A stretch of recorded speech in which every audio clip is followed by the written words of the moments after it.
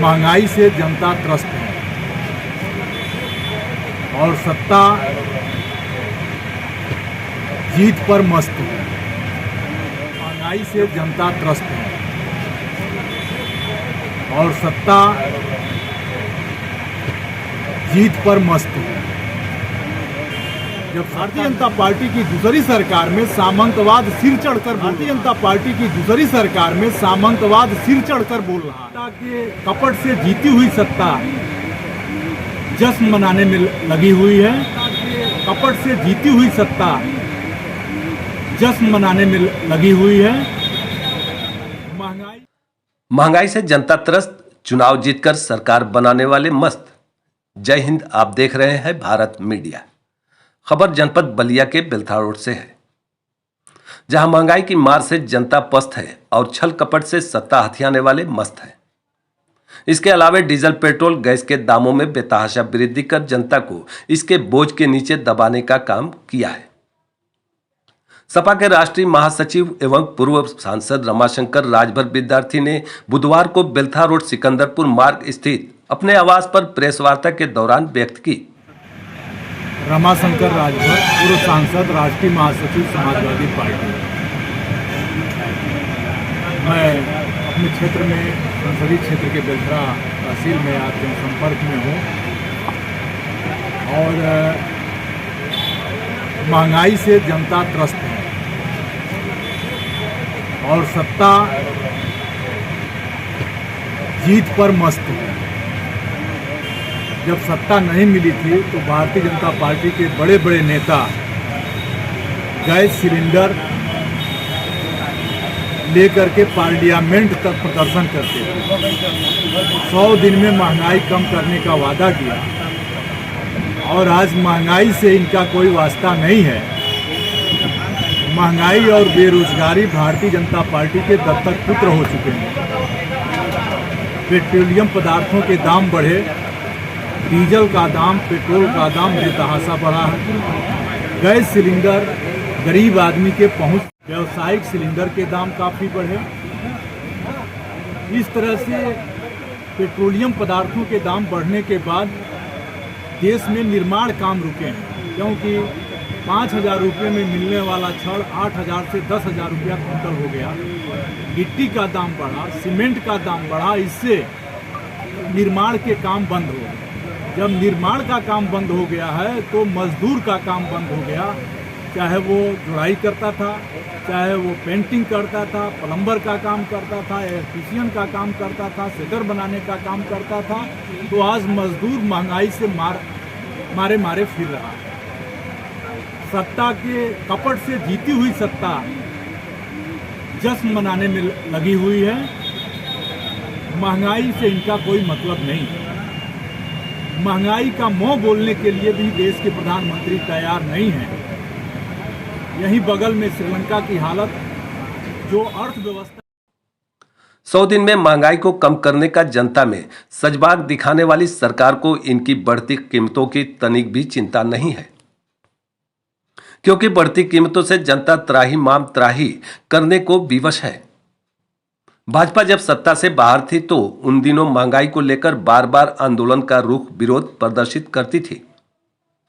Petroleum पदार्थों के दाम बढ़ने से खाद्य पदार्थों के अलावे छड़, सीमेंट, बालू, गिट्टी के दाम भी आसमान छू रहे हैं। भाजपा का नेता महंगाई पे बोलने को तैयार नहीं है। महंगाई का आलम यह है कि नवनिर्मित कार्यों पर इसका प्रतिकूल प्रभाव पड़ रहा है, जिससे मजदूर तबके के लोगों को मजदूरी मिलना भी मुश्किल हो गया है। मंगलिक कार्यों के अलावे शादी विवाह में भी महंगाई का असर साफ नजर आ रहा है। जनता के हितैषी बनने वाली भाजपा लाभार्थी वर्ग को बहकाकर चुनाव तो जीत जाती है, लेकिन देश की अर्थव्यवस्था से इनका कोई मतलब नहीं है। उन्होंने कहा कि विश्व में रुपए की साख गिर रही है और प्रति व्यक्ति आय घटने के साथ कर्ज बढ़ा है। यूपीए सरकार से 4 गुना कर्ज प्रति व्यक्ति हो चुका है। उन्होंने कहा कि श्रीलंका की बिगड़ती हालत से भी सरकार चेत नहीं रही है। अर्थव्यवस्था को चौपट कर जनता को दोहरी मार देने का काम कर रही है। महंगाई के खिलाफ आम जनता में व्यापक पैमाने पर आक्रोश है। जिस दिन महंगाई से त्रस्त जनता आक्रोशित होगी उस दिन भारतीय जनता पार्टी का सफाया हो जाना तय है। हुई है, इस कपट की सत्ता की जनता समझ रही है और जिस दिन समझ जाएगी भारतीय जनता पार्टी खत्म हो जाएगी। जी, अभी जो पिछला विधानसभा का चुनाव बीता है, क्या देखने से लग रहा है कि 2024 के चुनाव में बीजेपी को सत्ता से बाहर किया जा सकता है? देखिए, अब सीधे सीधे लड़ाई सामंतवाद और समाजवाद के बीच में अगली लड़ाई होगी, क्योंकि दूसरे दल खत्म हो गए। दूसरे दल अगर हर विधानसभा में 30,000 40,000 वोट पाए होते तो आज हमारी सरकार होती। लेकिन आमने सामने की लड़ाई हो गई और आमने सामने की लड़ाई में भारतीय जनता पार्टी लाभार्थी वर्ग को बहकाने में सफल हो गई। मध्यम वर्ग का भारी वोट हमें मिला। आप बैलेट पेपर का वोट, जो मध्यम वर्ग का वोट है, उसमें हम चुनाव जीते। काफ़ी जो किसान थे, किसान हम लोगों के साथ थे, बेरोजगार नौजवान हम लोगों के साथ थे, कर्मचारी वर्ग हम लोगों के साथ थे। लेकिन जो लाभार्थी वर्ग को बहकाने में भारतीय जनता पार्टी सफल हो गई और वो बहुत कम मतों से चुनाव में जो मुद्दे होंगे, एक तरफ भारतीय जनता पार्टी होगी और दूसरी तरफ देश के समाजवादी विचारधारा के दल होंगे। आप देखे होंगे, जनता अभी समझ नहीं पा रही थी, लेकिन यूपीए भारतीय जनता पार्टी की दूसरी सरकार में सामंतवाद सिर चढ़कर बोल रहा है। चाहे वो थाना हो, तहसील हो, ब्लॉक हो, चट्टी चौराहे हों, हर जगह सामंतवाद सिर चढ़कर बोल रहा है और देश सामंतवाद को बर्दाश्त नहीं कर सकता। एक बार हुआ, 2 बार हुआ, तो लोकसभा के चुनाव में आमने सामने की लड़ाई होगी और आमने सामने की लड़ाई में भाजपा पार्टी अगर इसी तरह से जन जाती रही, महंगाई से कमर तोड़ती रही, बेरोजगारी से कमर तोड़ती रही, तो यही जनता है बड़े बड़े लोगों को उतार देती है और बड़े बड़े लोगों को पद दे देती है।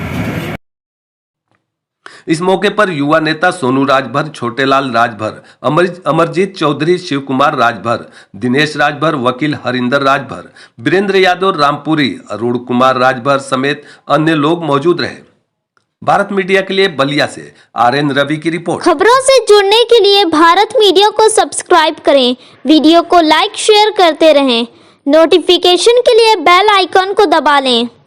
ऐसी ताज़ा खबरों के लिए बने रहें भारत मीडिया के साथ।